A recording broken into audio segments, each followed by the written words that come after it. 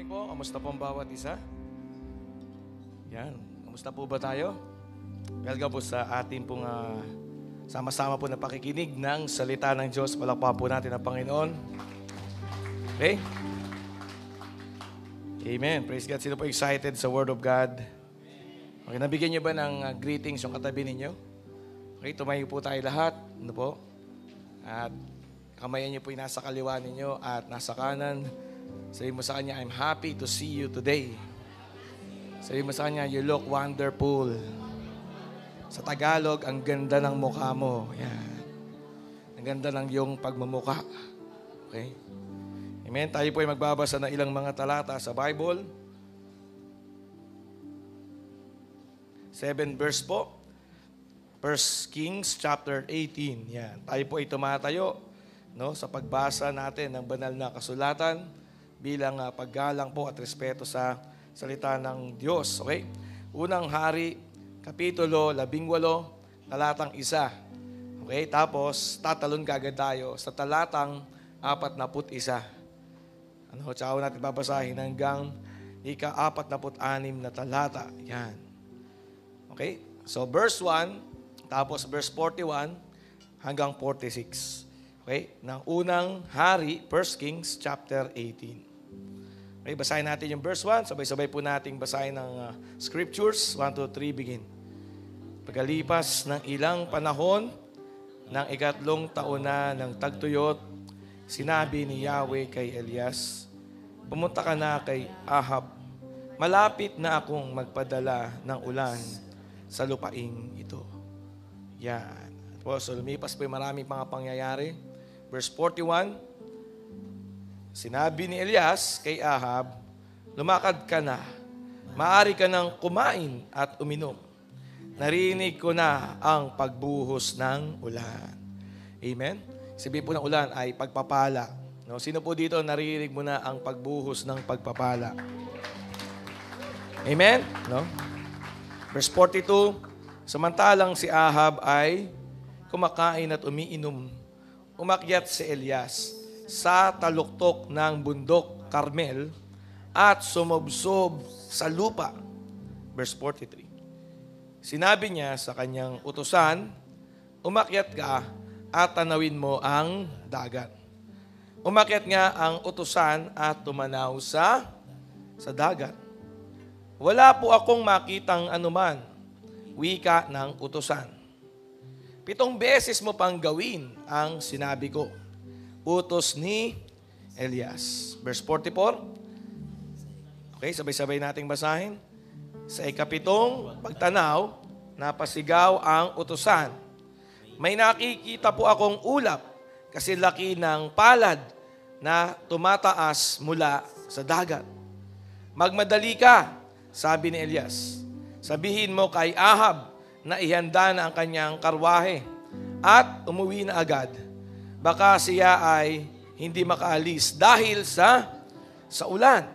Verse 44, basahin po natin. 1, 2, 3, go. Hindi nagtagal at nagdilim ang langit sa kapal ng ulap. Lumakas ang hangin at biglang bumuhos ang malakas na ulan. Sumakay si Ahab sa karwahe at nagmamadaling nagtungo sa Jezreel. Verse 66, uling talata. 1, 2, 3, begin. Lumukob kay Elias ang kapangyarihan ni Yahweh.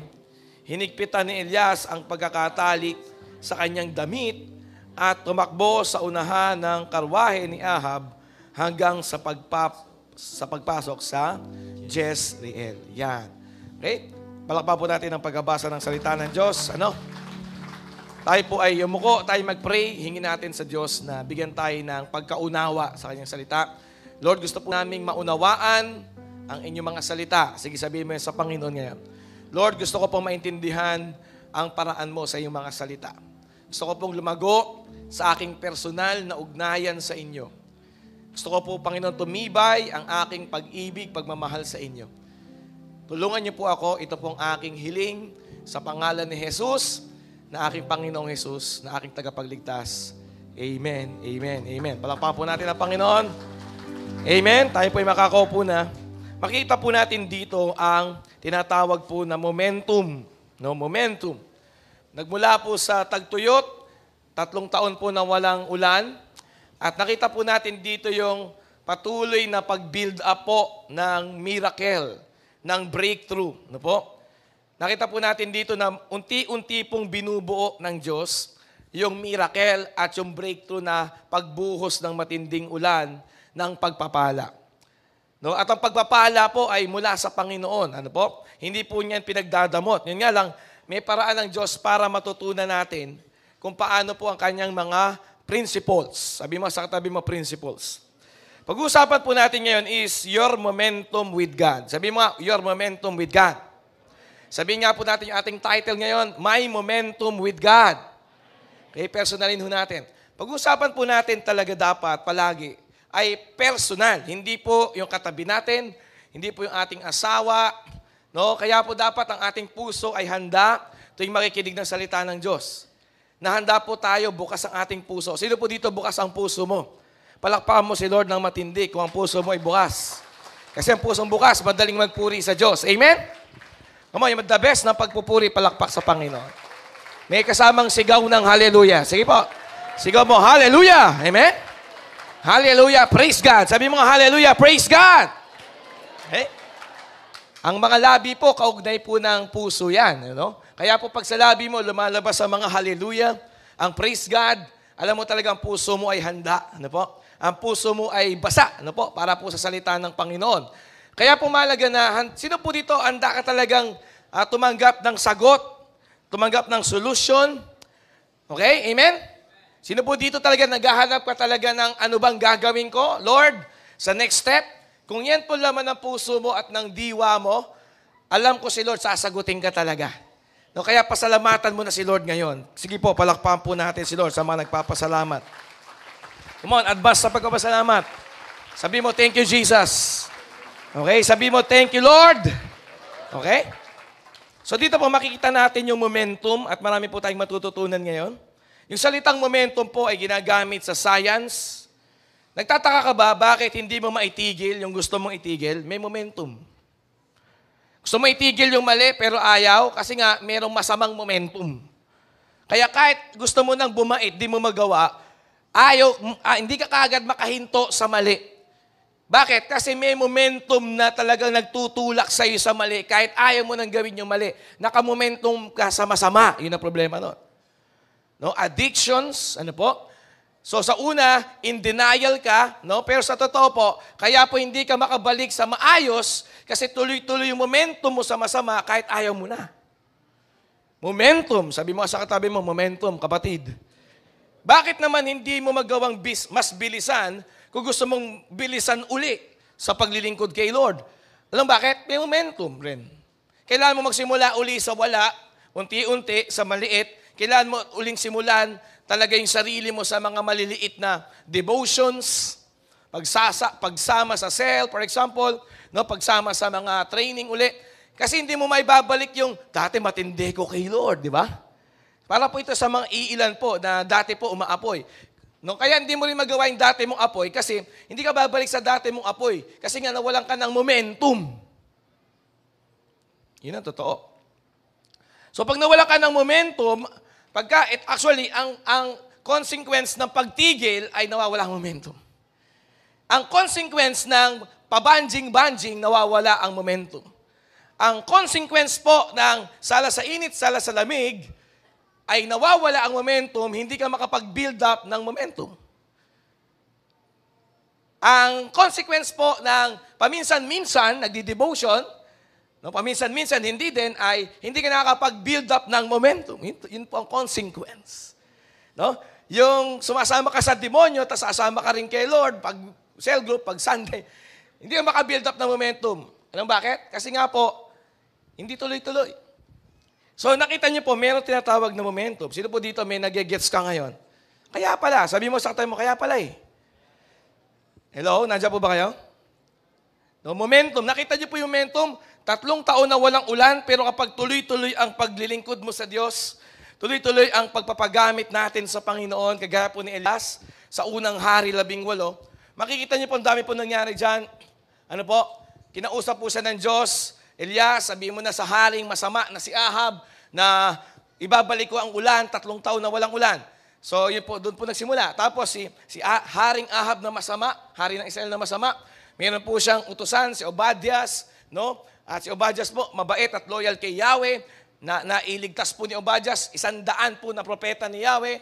Ano po, hinahanap po ni Haring Ahab si Elias. Ano po, at pinapahanap ito kay Obadias, hindi po nila makita si Elias. At nagtawag po si Elias ng isang hamon, lahat ng propeta ni Baal, 450 na propeta.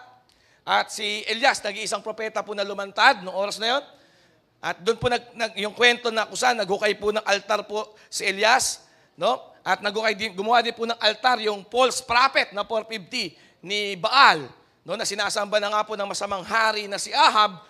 At wala pong apoy na pinabagsak. Sabi po ni Elias, kung sinong Diyos ang magpapaapoy, yun ang tunay na Diyos. So mag-pray kayo kay Baal, kayo na mauna. 450 na false prophet, ano po, ni Baal, no, na sinasamba ng masamang hari na si Ahab. So wala po nangyari hanggang sa maghapon. At pagkatapos po ng mga maglingkod, magsasayaw, no, sumamba po ng 450 na false prophet ni Baal sa pangunguna po ng masamang haring si Ahab, napagod na sila ng mga bandang tanghali, mga pananghali. No? At dito na po si Elias na po ang gumawa ng altar, partida, nilagyan pa po niya ng tubig. No? 7 times po niya nilagyan ng tubig yung altar at nagpababa po ng apoy si Elias mula sa langit. Nagpray ho siya. At totoo nga po na si Yahweh ang tunay na Diyos. Amen? Amen? At yung 450 po na false prophet, pinagpapatay ni Elias, literal. Pinagsasaksak niya. Ganun po katindi nangyari. At wala po nagawa si Haring Ahab. No? At umakyat po dito na nga po, at umakyat na po si Elias sa Mount Carmel. Siya po ay nagpray. Kasama niya po si Gehazi, yung kanyang utusan. Ano po? At ang sabi po niya kay Gehazi, i-check mo sa may karagatan. Kung may nakikita ka, sabi ni Gehazi, yung kanyang utusan, wala ho, sir. So sabi ni Elias, patuloy yung nag-pray si Elias. Ano po? He fell face down on the soil, on the earth. Si Elias, nag-pray po si Elias. No? At nilagay po ni Elias ang kanyang muka sa pagitan ng kanyang dalawang tuhod. Ganun po, marubdob na nalangin si Elias. No? Sabi niya sa kanyang utusan, tingnan mo 7 times. Bantayan mo, no? Doon po sa tuktok ng Mount Carmel. At paglipas po ng 7 times na pagmamasid ni Gehazi, pabalik-balik, may nakita na po na maliit po na ulap na namumuo. Yun na nga ho. At ang sabi po ni Elias kay Gehazi na kanyang utusan, pumunta ka sa masamang hari na si Ahab ng Israel at sabihin mo, tapusin niya yung kanyang merienda, tagal niya magmerienda. Amen? Sabi po, tagal niya kumakain. No? Sabi niya, pagka hindi ka umalis dyan, hindi ka na makakaalis dyan. No? Sa tindi ng blessing ni Lord, dyan ka na lang. No? Talagang ikaw, lulubog ka, babaha ng pagpapala, mamumuo po ang putik mula sa lupa na mga blessing, hindi ka na makakalis. Kaya lumarga ka na, ready. Sabi mo sa katabi, mag-ready ka na. Okay, so yun po sinabi ni Elias po, yan. Sabi niya po dito, sabihin mo kay Ahab, no, Gehazi, aking utusan. Sabi po ni Elias, lumakad ka na, sabi po sa verse 41, maaari ka nang kumain at uminom. Mag-ready ka na. Sabi mo sa katabi mo, mag-ready ka na sa blessing ni Lord. Kahit masama ka, basta may prophet ka, makinig ka sa prophet, may blessing na paparating. Kahit masama ka, para kang si Ahab, sumasamba kay Baal. No? Parang gano'n, no? So, palakpakan po natin ang Panginoon. Nakita niyo po dito, basta may prophet ka, no? Yung prophet, di lang pera, yung prophet mo, prophet, ay talagang blessing ni Lord para sa buong pamilya mo yan. Basta may prophet ka, wag mo lalabanan yung prophet. Kasi di ka ubra, nakita may prophet.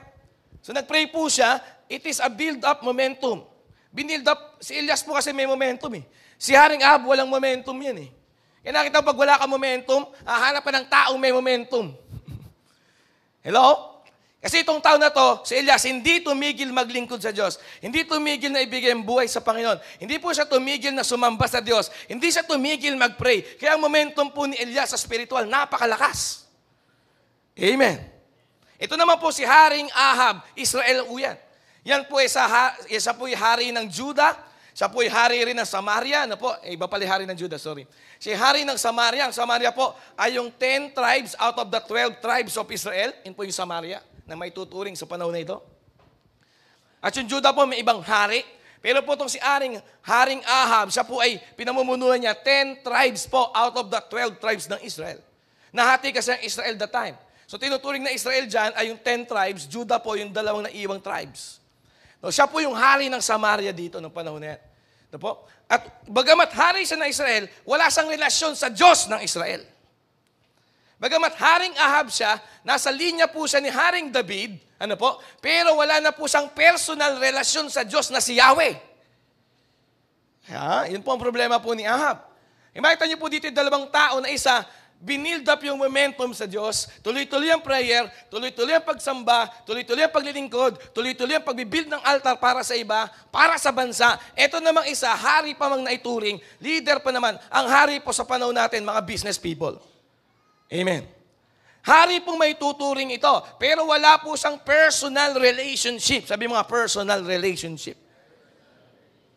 Kaya po tinutukoy kong momentum dito ay yung momentum ng relasyon mo sa Panginoon. No, ang word nga momentum nga po ginagamit sa science yan, no? That is inertia in motion. Yun ang ibig sabihin ng momentum. Kapag po binalikan ninyo yung inyong mga subjects sa science nung kayo ay elementary high school. And momentum equals mass multiplied by velocity. Mass means yung bigat o timbang. Okay? Pisilin mo yung katabi mo, yan yung mass. Napipisil, amen. Nahawakan, no? Yan po yung mass. And then yung velocity naman po ay yung bilis. No, yung bilis ng paggalaw. So pag multiply mo yan, ang tawag diyan momentum. Okay? Momentum equals mass multiplied by velocity. No? Consistent build up of a force. Sa walk with God natin, sabi mga sa katabi mo, walk with God. Sa ating personal na relasyon sa Panginoon, Glorious City Church, pumalakpak po yung mga taga Glorious City Church. Amen. Kung taga Glorious City Church ka, sumigaw ka ng may kasamang pagsigaw. Woo! Amen? Amen? Yung mga taga Glorious City Church. Pero dapat po, kasama po tayo sa ating pag-develop, pag-build up ng ating personal walk with God, yung ating momentum with God. So, ito po yung ating build up po ng force. No? It is a consistent build up of force. Yan po yung momentum. So, kung tayo po ay nasa church, we are a disciple po ng local church na ito. Dapat makita po natin na yung ating spiritual life, may momentum talaga. Pwedeng may momentum sa kinasasama mo ngayon. Pwedeng may momentum sa ikakaayos mo ngayon. Pwedeng negative momentum towards palayo ka ng palayo na kay Lord. At yung positive momentum na palapit ka ng palapit kay Lord. Sino dito masasabi mo na palapit ka ng palapit kay Lord yung personal mong relasyon sa Diyos? Amen. Masasabi mo ba yan? Naku, may laki problema natin ngayon. Taas ang kamay na masasabi niya, lumalapit siya na lumalapit kay Lord every single day. Lingunin mo siya. Gulatin mo. Talaga ba? Sabihin, meron pong, ang puso mo lagi pong nagnanais na gawin ang pinapagawa ng Panginoon.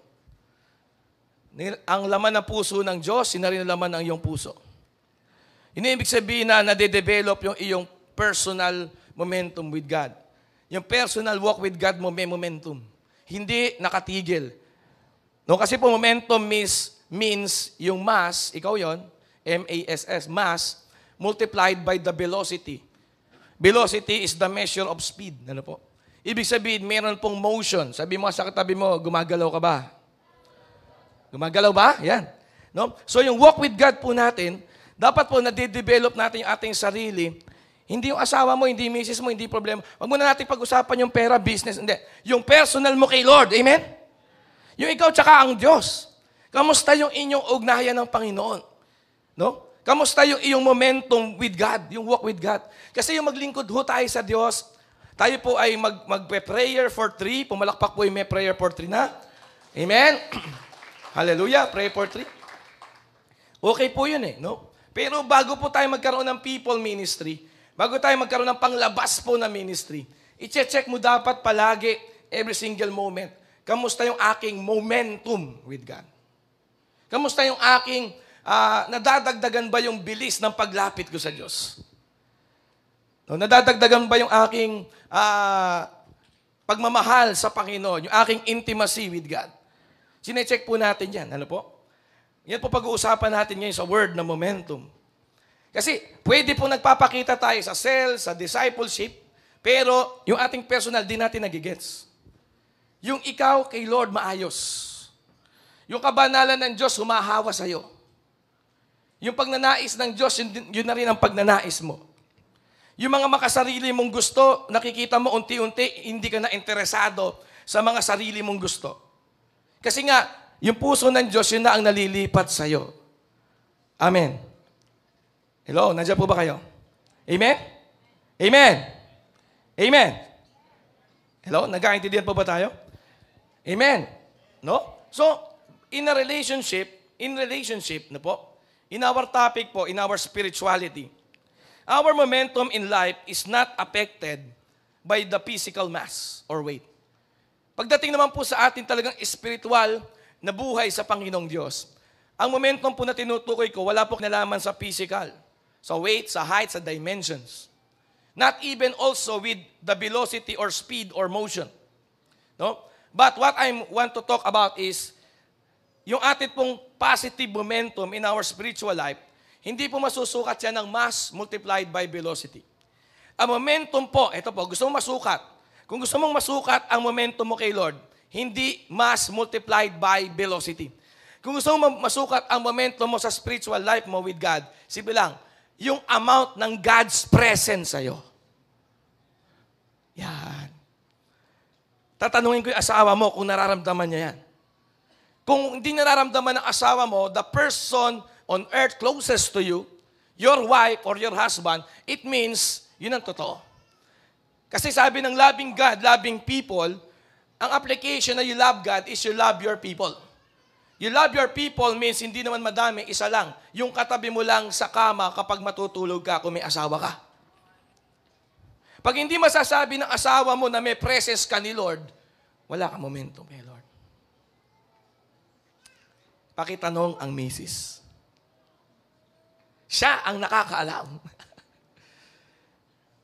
No? Jack, kamusta ba si Bay? Patay ta. Bababa ako ngayon. Hintayin niyo ako. Huwag niya ako hintayin. Bumaba. Mabubuking ka pa eh. Gusto niyo talaga bumaba pa ako. Hindi ko kailangan bumaba. Ang Holy Spirit nakikita ka. Amen. Ha? Huwag kayo mag-alala. Sa mata kong ito, lahat kayo mabait. Pero sa mata ni Lord, alam niya. Hindi mo naman ako maloloko eh. Kahit nga okay tayo, di kayo okay ni Lord, di ka okay. Kahit okay ka kay Pastor Jam, kay Pastor Ann, pero di ka okay kay Lord, hindi ka okay. Hello? Yung momentum po na tinutukoy ko dito, hindi ma-measure ng mass multiplied by velocity. Kasi sa science yun. Ang momentum po na tinutukoy ko dito is the amount of God's presence in your personal life. Not in Sunday. Hindi po pagkalinggo. Kahit wala kang pera, pag may presence ka, daig mo pa maraming pera kasi pera lang meron sila. Sobrang hirap nila, pera lang meron sila. Hindi matatapatan ng pera ang presensya ng Diyos. Amen?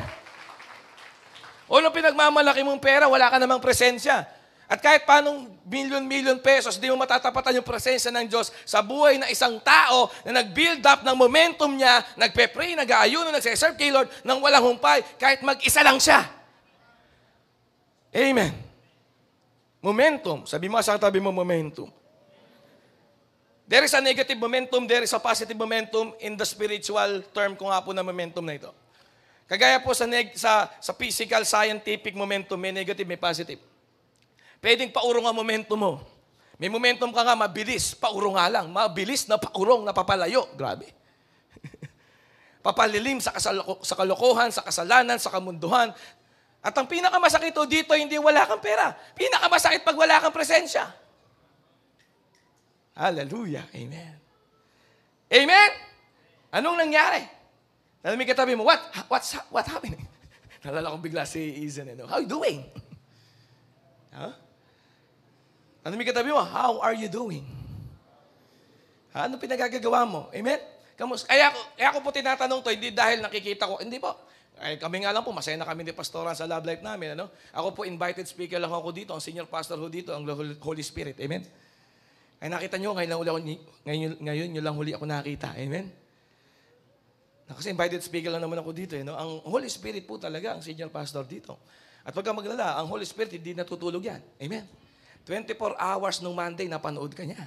24 hours nung Tuesday, pinapanood ka niya. Nung Wednesday, 24 hours, pinapanood ka niya. Amen. Kung paano mo tinatrato yung mister mo, kung paano mo tinatrato yung misis mo, kung paano mo tinatrato yung nanay mo, kung yun ang katabi mo sa tulugan. Amen. Momentum. Kaya makikita mo pag-ibig mo sa Diyos, gusto mo magmahal. At hindi mo kailangan magmahal ng mga taga-Afghanistan, taga-Ukraine, taga-Hamas, no? Gaza, no? Ha? Hindi mo kailangan magmahal ng mga hindi kumakain sa Africa. Hindi po. Yung katabi mo lang. Pwede mo lang mahalin yan. Yung nanay mo, tatay mo, kapatid mo, katabi mo sa pagtulog, single ka pa lang, yun, mahalin mo yun. Amen! Pumalakpak po yung nakakakuha nitong simpleng bagay. Simpleng bagay. Sabi mo sa tatay mo, simpleng bagay yan. Sana makakuha mo yan. Okay? So, we need to take care of our personal momentum with God. If you will take care of your momentum today, your momentum will take care of you in the future. Ha? Nakuha niyo ba? Yun naman yung magandang positibong benepisyo ng momentum. So, kung asikasuhin mo yung momentum mo ngayon, bukas, yung momentum mo ang bahala sa'yo mag-push sa magandang direksyon kay Lord. Amen. Amen. Yun ang maganda. Kapag ka nagsakripisyo ka ngayon, naghihirap ka mag-devotion ng isang chapter, Diyos ko po. Sabi mo nga kay Johnson nung kailan ba yun, Son? 3 years ago? Sabi mo kay Johnson, Son, nag-devotion ka ba? Sabi ni Johnson sa akin, Pastor, di pa po. Parang namura ko si Johnson nun eh. Sabi ko, Son, ako 10 years na tayo magkasama, devotion lang, di mo pa magawa, Son. Pero alam niyo po ngayon, si Johnson, pinakamabait na huwin, tsaka nagdi-devotion ako si Johnson. Amen? Amen! Parang ayaw pumalakpak ka. Asa ba si Johnson? No? Ayun, kahit nalityata, kaka-devotion eh. Asa si Johnson? Andyan. Ay, wala. Sabi ko sa inyo, nagdi-devotion pa rin eh. Ganun katindi yun. No? Sabi ko sa kanya, 10 years na tayo magkasama, rugo. Sabi ko sa kanya, hindi ka pa rin nagdi-devotion. Parang yung katabi mo. Ha? No? Imagine mo 10 years nang tinuturo sa'yo, Diyos ko po, 2017. Hindi ka pa rin nagdi-devotion. Ganyan po katigas yung bungo eh, di ba? No? Malaahab eh. Hari ka ng Israel. Israelita ka. Galing ka sa lahi ni Abraham. Galing ka pa sa lipi ni David. Hari ka pa man din. Leader ka. Businessman ka. Businesswoman ka. No? Israelita, born again, Christian, disciple ang label mo. Label lang pala. Wala kang momentum na na-build, di ka nagpe-pray, di ka nagdi-devotion, di ka nagse-serve, wala kang altar, walang propesiya sa buhay mo, walang salita ng Diyos sa buhay mo, pero Israelita ka, hari ka, huwag kang mag-alala, di ka ang topic, si Ahab yun. Praise God. Amen. Amen? So pag inalagaan mo yung momentum mo, 3 years from now, magpe-pray ka, uulan na. Pwede ngayon ay 3 years taggutom, 3 years tagtuyot, 3 years walang ulan, pero kung binibuild mo pa rin prayer mo, 3 years from now, uulan ng blessing sa buhay mo. Ng pagpapala sa pamilya mo. Sige ba, ibigay mo yung the best mong palakpak kay Lord kung nakukuha mo yan. Walang nagawa yung ulan kay Elias eh. No? Bakit? Kasi mas mataas si Elias kaysa sa ulan eh. Ganun niya dinevelop yung kanyang spiritual life momentum. Ganyan dinevelop yung personal walk with God niya. A life of prayer and fasting. Siya lagi mag-isa. Wala na yung mga tropa niyang prophets. No? Nag-aalaga na lang siya ng ibang mga prophets. Nagdi-disciple ng ibang prophets. No po? Master niya po ang mga spiritual things. Kung paano magpababa ng apoy. Paano sumakay sa karwahing umaapoy. Yan yung po ginawa ni Elias. He builds his life kay Lord. Tandaan mo, if you will take care of your momentum today, your momentum will take care of your tomorrow. Laging ganon. Magugulat ka, di ka makapag-backslide kasi tuloy-tuloy ka na taga kay Lord, sinimulan mo eh. Hallelujah. Di mo kayang mabuhay ng walang word of God, walang devotion. Bakit? Sinanay yung buhay mo na may word of God. Amen. Normal lang sa yun. So kahit tayong mag-devotion, automatic ka nagdi-devotion. Yes, darating ka doon kapag ka may consistency. Mamaya pag-uusapan natin yan. Mabibilis na bagay patukol po sa momentum. So yun po momentum. Number 1 momentum you need to take care and focus upon in your life. The number 1 momentum na kailangan mong pagtunan ng pansin ngayon, kaya ka nagsimba ngayong Sunday, is your momentum of personal relationship with God. Yun ang dapat po nating atupagin. Number 1, top priority, seek first the kingdom of God. Amen. And His righteousness. Matthew 6:33. Number 1, you seek first. The number 1 na kailangan mo asikasuin, si Lord. Palakpakan mo ang Panginoon. Opo. Come on, the best na palakpak para kay Yahweh. Come on, para kay Yahweh. Para kay Lord. Para kay Lord yan. Come on. The best. Woo! Hallelujah. Number 1 yan. Number 1 mo dapat inaasikaso, kaya ka nandito, hindi para magpakitang tao, hindi para pag-good set ka, kasi nagsimba ka na. Hindi. Kaya ka nandito para ayusin mo yung kayo ni Lord. Okay?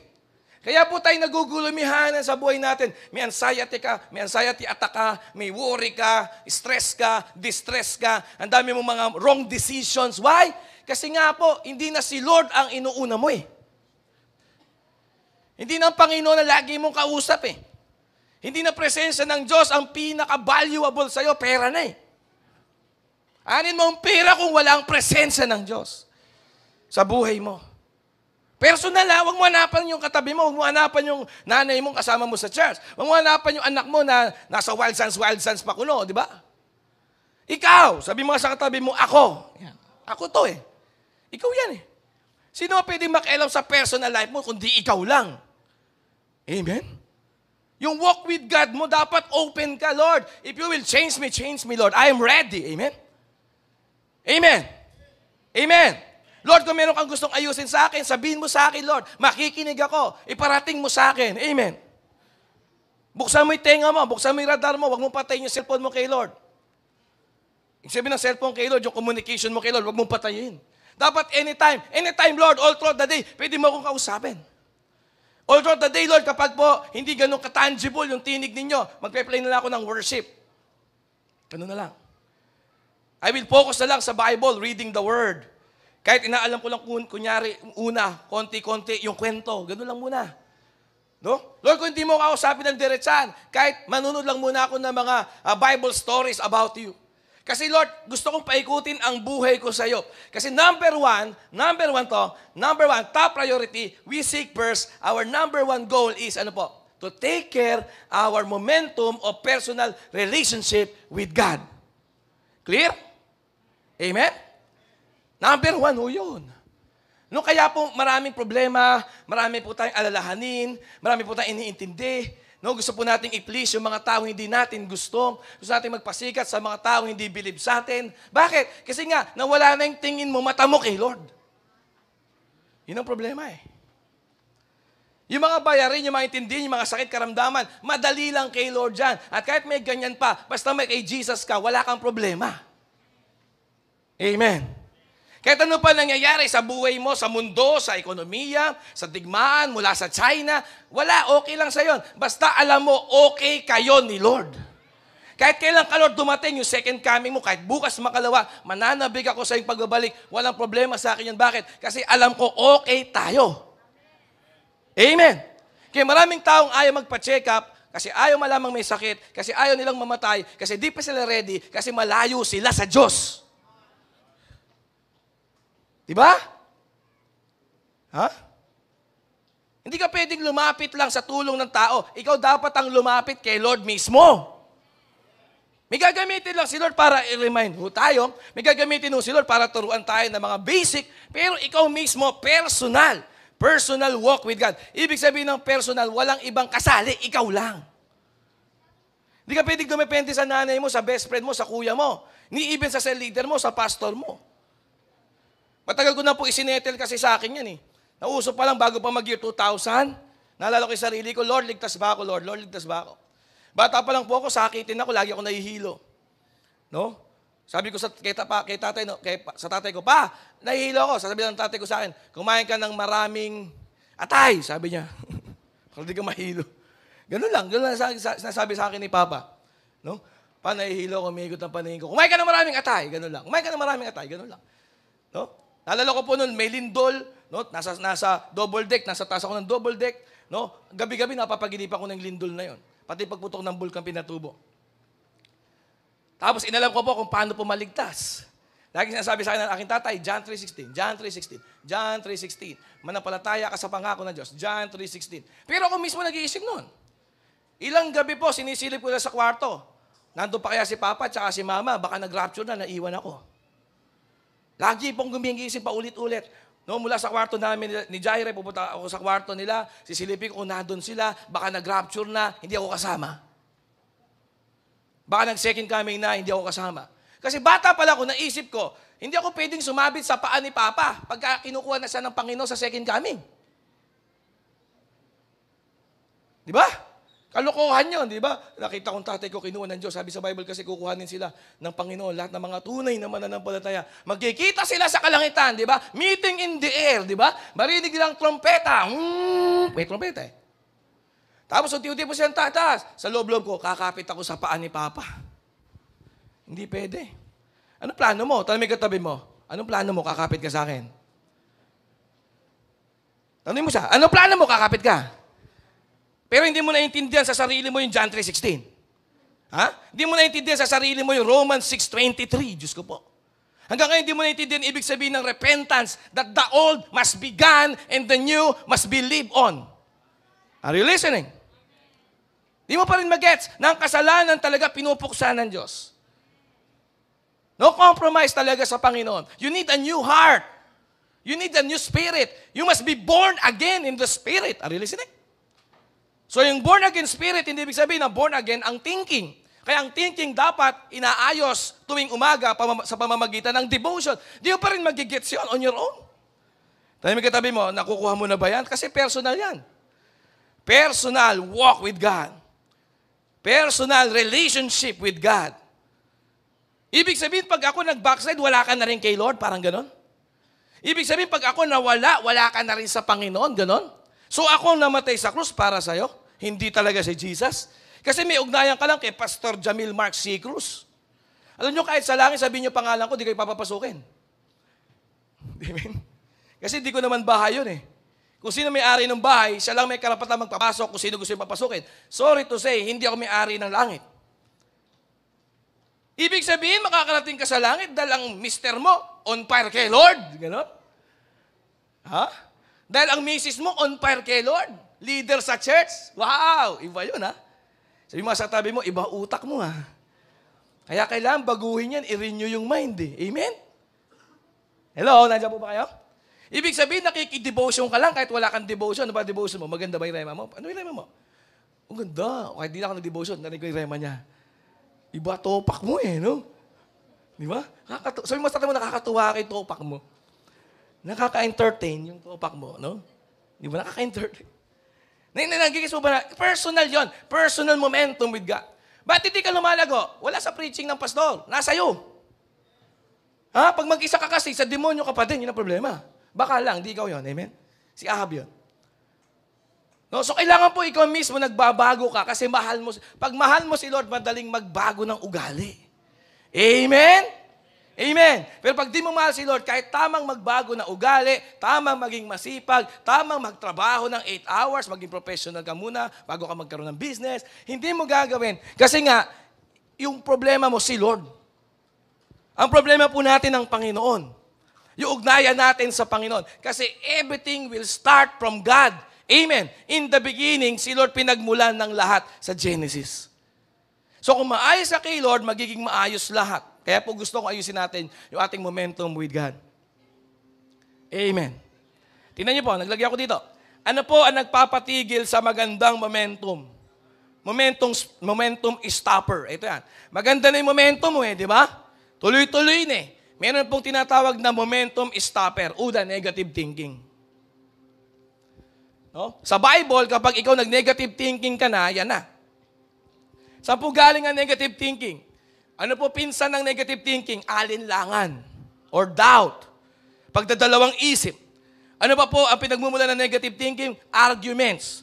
Ano yung argumento? Meron kang statement. Bakit ganito, ganyan naman Yan. Bakit kilala ko naman yung ganito, ganito Yan, argument, no? Kung mo ba ganito, ganyan, ganyan? Yan, tawag dyan, argument. No? Ibig sabihin ng argument, meron kang if and then. No? Kung alam ko to, dapat ganyan. Yon, argument. Yun. Mag-ingat kayo sa argument. Saan galing pong argument? Kapag nagko-compare ka. Nagkakaroon ng argument kapag nagkukumpara ka. Pag kinukumpara mo yung sarili mo sa iba, kinukumpara yung sarili mo sa mga taong nakikita mo, pag kinukumpara mo yung sarili mo sa, mas mabait naman ako sa kanya, bakit wala akong ganito argument tawag doon? Kung ako'y mas mabait sa kanya, bakit wala akong ganito, bla bla bla? Yan. Di naman ako kagaya niya, na ganito siya. Ako, ganito ako. Yun, argument tawag doon. Pagka ganon, ang thinking mo madumi. So yan po, number 1 yan na momentum stopper. No? Negative thinking. When you think like how the world or the unbelievers think. Ito malala. Christian ka, pero nag-iisip ka na kung paano nag-iisip ang unbeliever. Yan na. Ay, hindi ubran. Ay, hindi namin kakayanan. Ay, hindi kaya. Masyado mag-asa. Daming kaya. Imposible yan. Imposible sa Diyos yan. Mayroon bang imposible sa Diyos? Pero naisip mo may imposible na sa Diyos. Bakit? Kasi nga, you think like the world thinks. You think how the unbeliever thinks. Yun ang problema. Tawag ko dyan, negative thinking. Ay, di kami yayaman dito sa Pilipinas. Negative ka mag-isip eh. Kaya naghihintay ka na mga preaching na talagang palalakas yung loob mo para mag-abroad. Hello? May tao po ba dito? Ha? O nagkakaroon ka ng arguments, di ba? No? Para i-justify yung mga sarili mong pagkakamali. Para i-justify yung mga hindi mo pa naisusuko sa Diyos mismo. Bakit?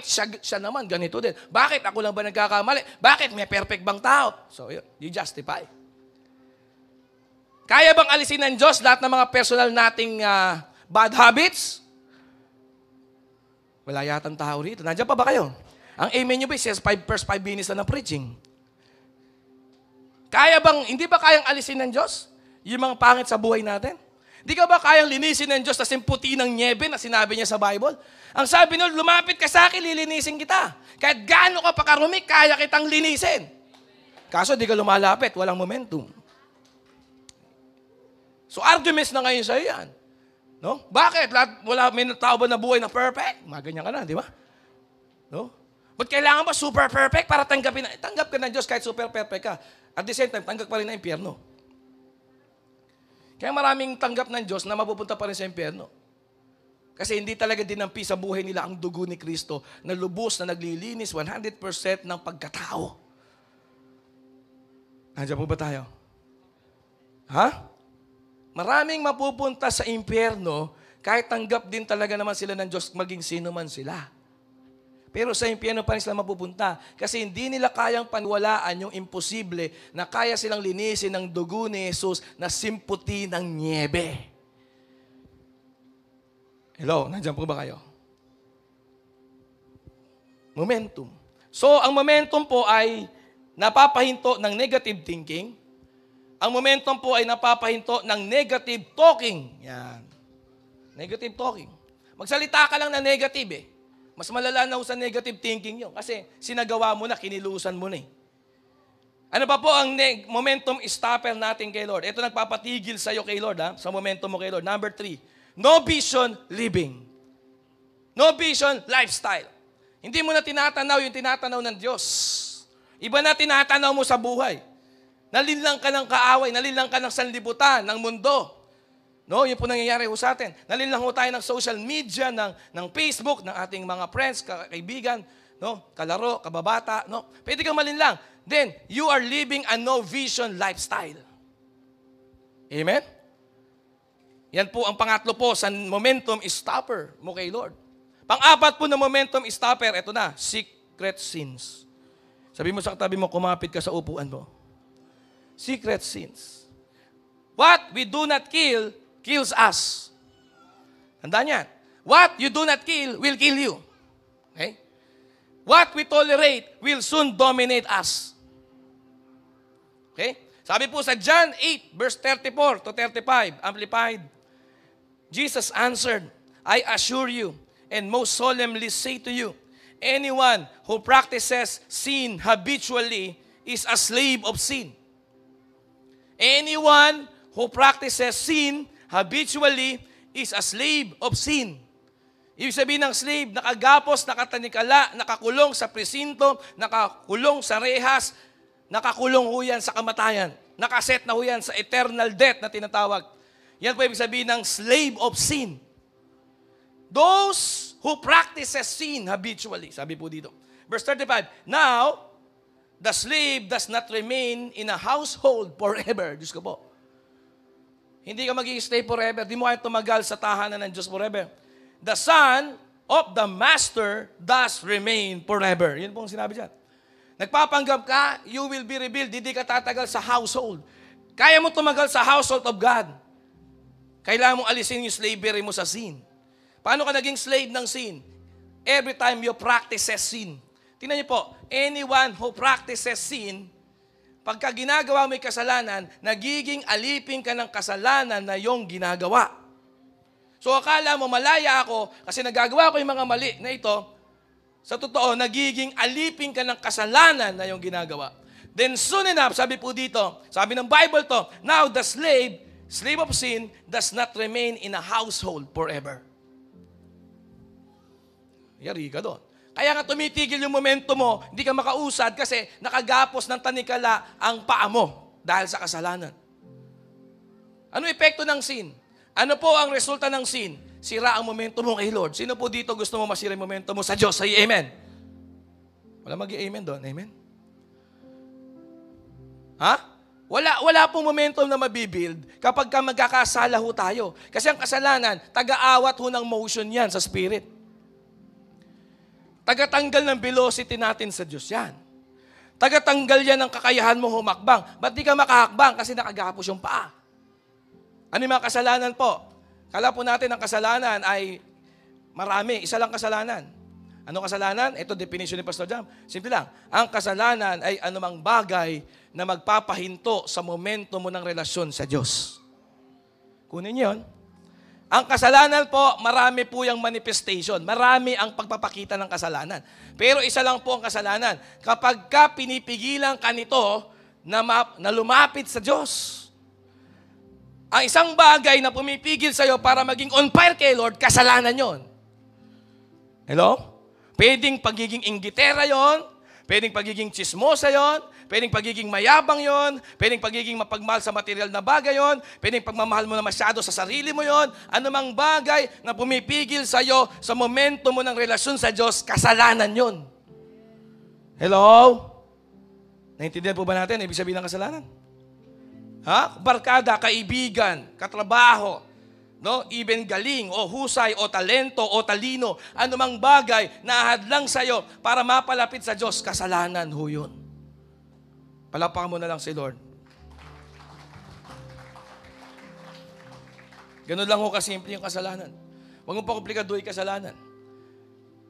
Anything, anyone, any place, ha? Any habit, any skill, any mindset, any philosophy, that will miss you out of your relationship of God. That will cause you to miss out a good relationship with God. That will cause you to miss out your momentum, personal relationship with God. That is sin. Anumang bagay, anumang pwedeng pumigil, sino mang tao, anumang gawain, talino, galing, husay, anumang habits, anumang hobby, anumang kasanayan, napipigil sa'yo sa paglapit sa Diyos, kapatid, ituring mo yan na kasalanan, ituring mo yan na kaaway, na dapat mong talunin at puksain. Hello? Tingnan nyo ito, Genesis 4, verse 6 and 7. Kaya nga, sinabi ni Yahweh, anong ikinagagalit mo, Cain? Bakit ganyan ang mukha mo? Tanong mo, bakit ganyan ang mukha mo? Sabi ho ng Diyos yan. Nakita niyo po? Makikita mo kasi isang taong galit, isang taong lumalayo sa Diyos, isang taong nagseselos, manifestation ng kasalanan. Ang pagseselos po, ebidensya yan na may ginagawa ka na naglalayo sa Diyos, kaya ka nagseselos. Kaya ka naiinggit, ebidensya lang yan. Manifestation lang yan. No? Pagsisiwalat lang yan. Pagpapakita lang yan na talaga may ginagawa kang patago na naglalayo sa iyo sa Diyos. Asar, irritable, no? Makulit, matigas ang ulo, may sarili ng diskarte, may sariling paalam. Hindi na nagpapaalam, pinapaalam na lang, no? Manifestation lang ho yun. Ibig sabihin po, lumalabas lang ho yun. So nakita niyo po, may mukha talaga eh. At sinabi ni Yahweh, anong kinagagalit mo, Cain? Bakit ganyan ang pace mo? Nakita niyo po nasa pace eh. Verse 7. O, tingnan niyo, sabi ng Diyos. Verse 7.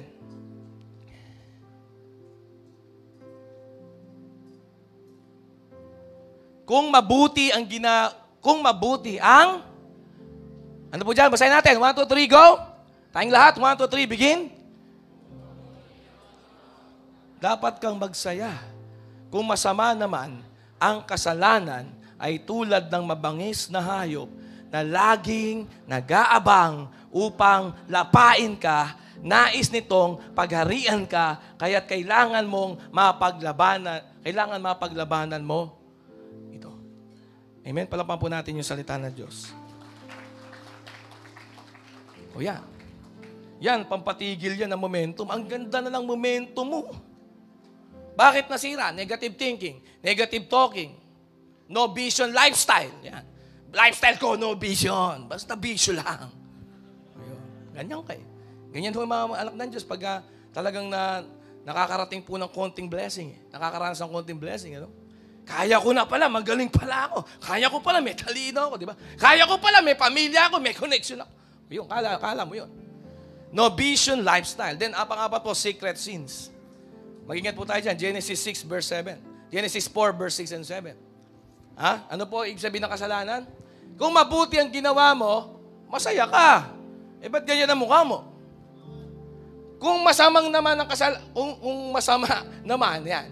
Kung masama naman ang ginawa mo, ang kasalanan, eto, ganito yan. Si Lord nagsasabi, si Yahweh, ang kasalanan ay tulad ng mabangis na hayop na laging nag-aabang upang lapain ka. Nais nitong pagharian ka. Kaya di ka maging hari kasi pinaghaharian ka ng kasalanan. A slave of sin cannot be a king. Cannot be a true king who serves God. A slave of sin, a slave of self, cannot be a true king. That's why you must destroy the things that tries to destroy you before it destroys you. Kailangan wasakin mo na yung nagwawasak sa'yo, ano yung kasalanan, bago ka pa nito tuluyang mawasak. Wasakin mo na bago ka pa tuluyang mawasak. Amen? Amen? Kasi titigil yung momentum mo sa Diyos eh. Hindi naman yung nagsiserve, hindi naman yung naglilid ka, hindi naman yung mukha ka mabait, hindi naman. Ang goal mo yung kayo ni Lord. Alam ni Lord yung totoo, kapatid. Alam ng Panginoon yung totoo sa buhay natin araw-araw. Okay? Destroy the things that tries to destroy your momentum with your personal relationship with the Lord. Ano man ang nagiging hadlang, sirain mo na. Basta yung kukontra sa relasyon mo sa Diyos, mali yan. Skill man yan, galing man yan, talento man yan, lifestyle man yan, habits man yan. Ha?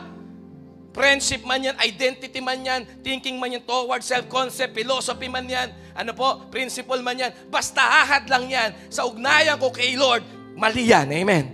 Pumalakpak po yung ganyan na magiging buhay niya. Yung the best na palakpak, yung talagang maging ganyan siya. Okay?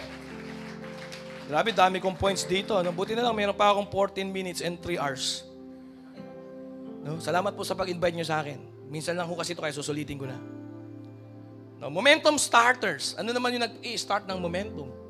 Eto, gusto mo mag-start ng momentum. Galing sa pangit na momentum, galing sa basura na momentum, galing sa madilim at masamang momentum, negative momentum, pawasak na momentum, galing sa palayo sa Diyos na momentum, babalik ka sa tamang momentum. Eto. Paano? Number 1, humbleness. Number 1 niya. Hindi ka magkakaroon ng tamang bagong momentum pag di ka naging humble. Humbleness muna. Humbleness is the mother of all other qualities na magaganda. Humbleness ang simula talaga. Magpakumbaba ka muna. Dagukan mo muna yung dibdib mo. Mali ako mali. Amen? Kaya ako male, siya female. Ako mali, male, female. Amen? No? Dapat pag lalaki ka, madali kang umamin. Ang tunay na lalaki, umaamin na mali siya. Ang bakla, hindi umaamin na mali siya. Ganun yun, humbleness. Diyan nagsisimula yung momentum na tama. Momentum starter ho yan. Pag naging humble ka, sabi Lord, kahit matigas ulo mo, kahit rapist ka pa, manyakis ka pa, kahit sugarol ka pa, kahit nilustay mo pa lahat ng pera ng hindi mo pera, di ba? Kahit nakapatay ka pa ng babae, ng lalaki ka, ng aso ka, whatever. Amen? Ha? Walang problema sa akin yun, basta nagpapakumbaba ka, sabi ni Lord. Ha? Pero kung mayabang ka pa kay Lord, kahit wala ang ginagawang mali, hindi ka talaga matatanggap sa presensya ng Diyos. Paano kung makakabalik sa presensya ng Diyos? Wala kang ang mali, pero napakayabang mo. Di ikaw na, perfect ka. No? Papalitan natin ng perfecto, the third yung apelido mo, di ba? Perfect ka, di ba? Kaso hindi matatanggap ni Lord yun. Mayabang eh. Humble muna, yun ang simula. Then pangalawa, selflessness. Yan, trabaho yan, matrabaho yan. Mas madali pa yung construction worker na trabaho dyan kaysa yung selflessness. Di ba? Amen? Kasi mas madaling bilhin yung gusto mo, yung para sa'yo, sapatos para sa'yo. Tagal ko na walang sapatos, nakaka-10 na akong sapatos. Di na ako nakakabili. Madali po maging selfish eh. Di ba? Madali po isipin ng sarili. Kawawa naman ako, paano naman ako, di ba? Kailangan may me time. Grabe, me time mo every time. Me time every time. Selfless. Huwag mo isipin yung ikaw. Ano kakainin ko? Anong ulam na gusto ko? Ano yung ulam na ano yung dapat ginagawa ng asawa ko sa akin, ng tatay ko sa akin, nanay ko sa akin? Ano dapat ginagawa ng leader ko sa akin? Puro sa'yo umiikot ang mundo. Ikaw ang araw. Kaya pala mainit pag nandiyan ka. You are the center of the solar system. Moving around you is us. Galing mo. So ikaw ang sentro ng universe. Black hole ka. Hinihigop mo lahat. Yun ang mga sentro eh. Hindi ikaw ang sentro. Sabihin mo sa sarili mo, hindi ako ang sentro ng universe. Selflessness. Ang pinagpapala ni Lord, ang nakakatagpo ng sarili, yung nagiging selfless. Amen? Yung nakakatagpo ng self kay Christ, yung mga selfless. Pero pag selfish ka, mainit ka, araw ka, sa'yo umiikot lahat. Feeling mo dapat lahat, parang ikaw ang bida, lahat kami NPC. Parang ikaw yung main character, lahat kami non-playable character lang sa mundo na ito. Ikaw, ginawa ang mundo para sa'yo. Selfish yun. Pag gano'n, hindi ka makakapagsimula ng tamang momentum sa Diyos. Kasi kay Lord, iikot ang mundo mo, hindi sa'yo. Iikot ang mundo mo kay Jesus, the Son, the only begotten Son of God. Doon dapat umiikot ang mundo mo. Yun ang tamang Son. S-O-N, Son of the living God, the only begotten Son of God. Kay Jesus dapat umiikot ang mundo mo. Amen? Yun ang tamang momentum ng revolution mo. Pag-ikot mo yon saan? Sa Son, sa begotten Son of God. Amen. Then, pangatlo pong momentum starter, servanthood. Yan. Serve. Paano ka makagalaw? Serve. Ay, di ka makagalaw, ayaw mo mag-serve. Punta ka sa isang lugar, gusto mo, ikaw lang nakatiwang, wala, go boss. May pumunta sa lugar na yon. Bakit? Alam mo kasi boss ka, mukha kang busabos. Di ba? Boss ka. Pagdating mo doon, boss ka. Talagang di ka pupunta doon kasi boss ka lagi. Tingnan mo, servant ka lagi. Kahit saan ka ilagay, kahit saan ka pumunta, kahit saan ka ihilera. Kasi alam mo gagawin mo lagi. Alam mo paano ka magsisimula. Ano gagalawan mo na maliit na bagay. Alam mo gagawin mo. Servant ka kasi. Ganun lang. Umarap ka kay mayor, magsiserve ka kay mayor. Umarap ka sa barangay tanod, sir, alam mo gumalaw. Alam mo kumilos. Alam mo yung motion velocity mo. Bakit? Kasi nga, alam mo paano kikilos. Ano ka? Servant. Kung tingin mo sa sarili mo, boss ka, mukha kang busabos. Sa totoo. Nakakatawa ho yun. Yan ang sinasabi sa inyo, di ba mapagmataas, lagi namimintas. Then, number 4, ito na, syempre, sin confession. Yan, yung pinakamatindi yan. 1 John 1 verse 9. If you will confess your sins, then I will release a grace and forgiveness and mercy in your life. If you will confess your sins. Confess means confess. Confess means lalabas sa mouth mo, nagkasala ako, leader. Kamali po ako, sir. Buti lang, bago niyo ako nahuli, umamin na ako. Magkaiba po yung nahuli sa umamin. Yung nahuli, ayaw naman talaga niya magbago. Nahuli lang siya, buminggo na kasi siya sa dami ng kalukuhan niya. Na video, na Facebook, na online, ayun. Kasi nga, yun tantos ng tantos, buminggo.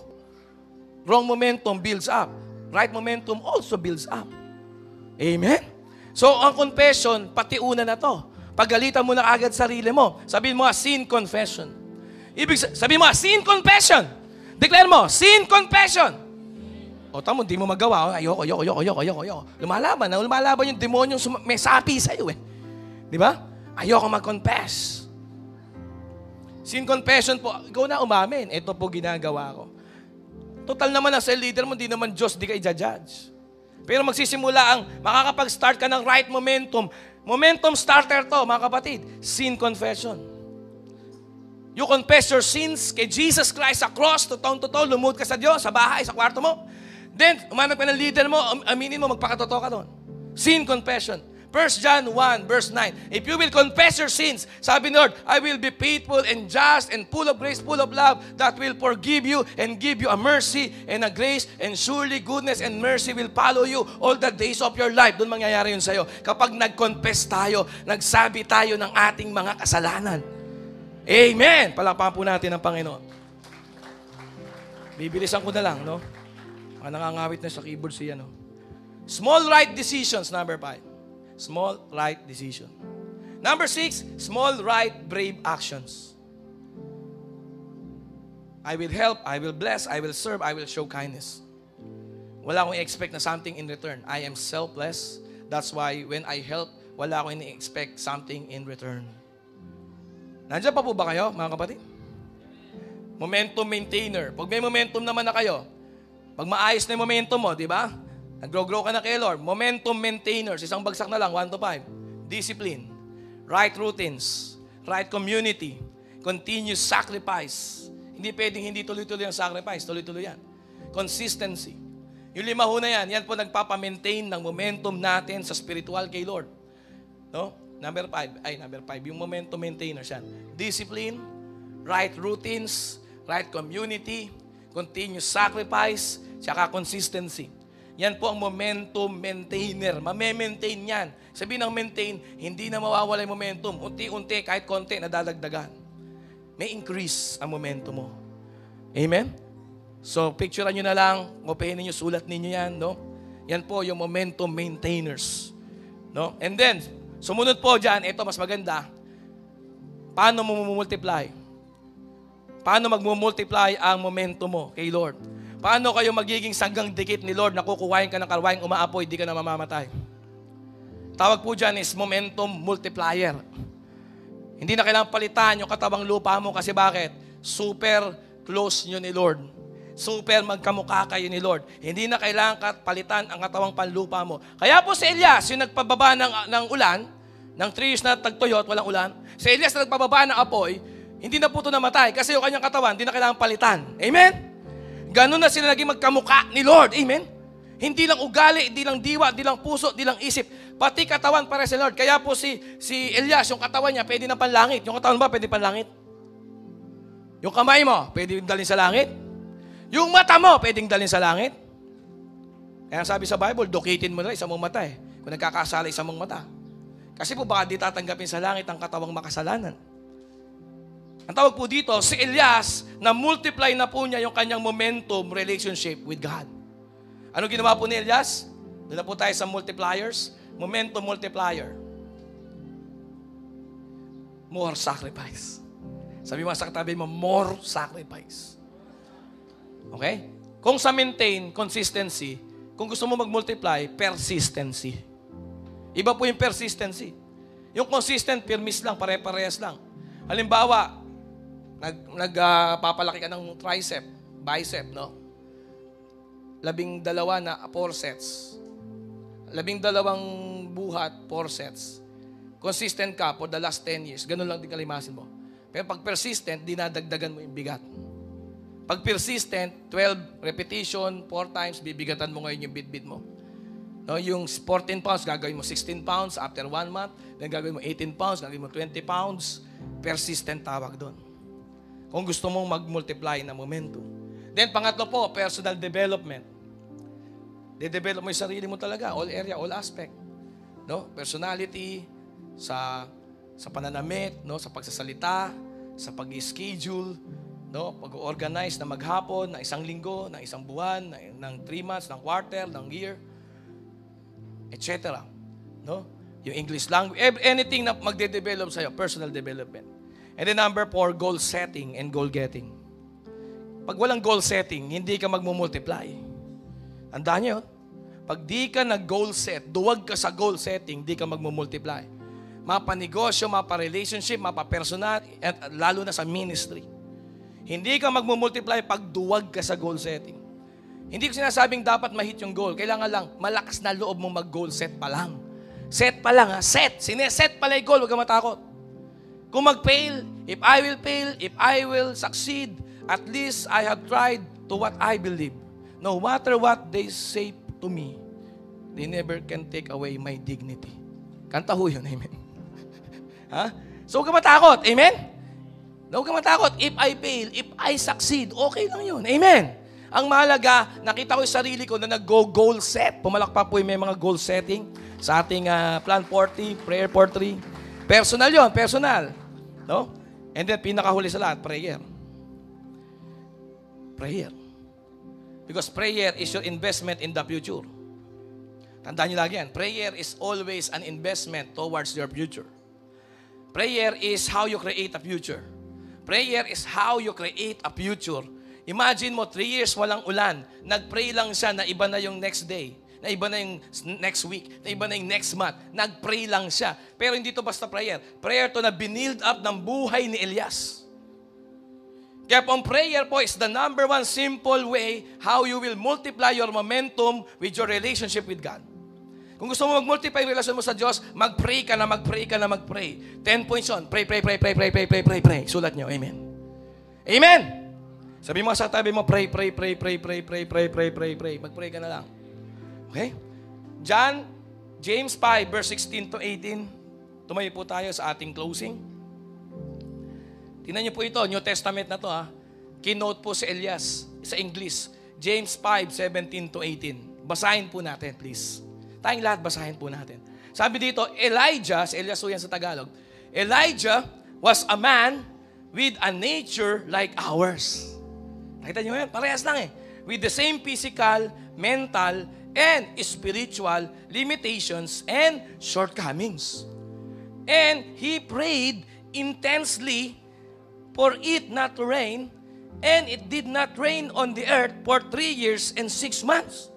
Siya rin pala may kasalanan, ba't di umulan? Pinag-pray niya rin. Bakit? Kasi nga masama ang hari ng Israel na si Ahab. So nag-pray po siya, in-stop niya yung rain. 3 years huminto and 6 months. Pero si Elijah po, sabi po dito, with a nature like ours. Sabi mo sa katabi mo, para ka lang ding si Elijah. O sabi mo sa kaliwa mo, para ka lang si Elijah rin. Sabi mo sa kanan mo, para ka rin si Elijah rin. Ha?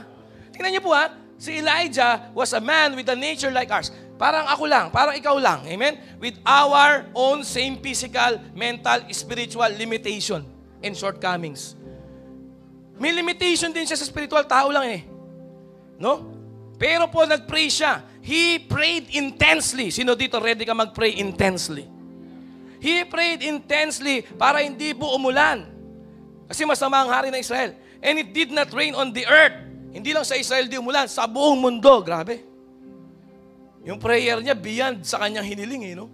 Lord, sana wag umulan. Buong mundo di umulan. He prayed for not to rain, and it did not rain on the earth for 3 years and 6 months. Then he prayed again. Sabi mo sa katabi mo, you pray again. Sige, declare mo sa katabi mo, you pray again.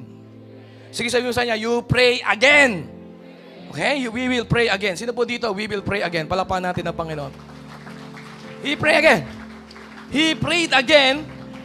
Tingnan niyo po to. And the sky, tingnan niyo to ha, and the sky gave rain, and the land produced its crops as usual. O, palapakan natin si Lord.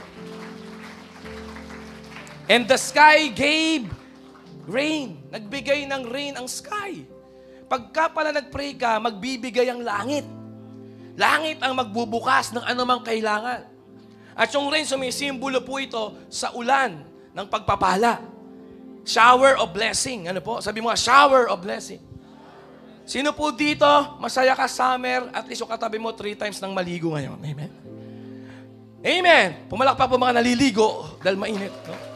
Pero, tatanungin ko kayo, nakaranas ba na ba kayo ng paliligo sa blessing? Yung maliligo ka sa blessing ni Lord? Hallelujah. Amen? Build your momentum. Build your momentum with your relationship with God again. Pray again. Sabi mo sa atin mo, pray again. Alam niyo po, ang prayer, pag nag-pray ka uli, you will start the momentum ng multiplier uli sa buhay mo. Na ugnayan mo sa Diyos, na multiply ugnayan mo sa Diyos. Huwag mong isipin multiplication sa labas. Multiplication muna sa loob, kasama si Lord. Yung relasyon niyo ni Lord, magmumultiply. Mahahabol mo yung mga naiwan mong oras kay Lord. Amen. Yung mga nasayang mong panahon dahil nalayo ka kay Lord, mahahabol mo yon. Amen. Ha? If you will pray again, amen, the sky will give rain sa lupa, at ang lupa, puso mo yan. na hindi na po namumunga na magaganda. Ha? The land must produce its usual crops. Ano usual crops dapat ng puso mo? Love, joy, peace, patience, kindness, goodness, faithfulness, meekness, and self-control. Yun ho dapat ang usual na crops ng heart mo eh. Kaso wala po yung rain.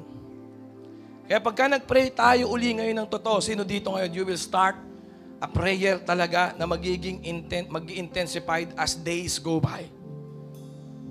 Sino po dito magsisimula ng panalangin, buhay panalangin niya, na tumitindi habang dumadaan ang mga araw? Hello, nandiyan pa ba kayo? Ha? Amen? No, sino dito magsisimula ka talaga ng matinding ugnayan sa Diyos uli ngayon? Na kung saan, bawat araw, titindi lang, lalapit ka lang ng lalapit sa Diyos. Palapakan po natin ang Panginoon. God's will for you ay magkaroon ka ng glorious life with Jesus. Maraming salamat sa iyong panonood dito sa ating YouTube channel. Huwag mong kalimutan mag-subscribe sa Glorious City Church YouTube channel. Have a blessed life, family, finances, and future.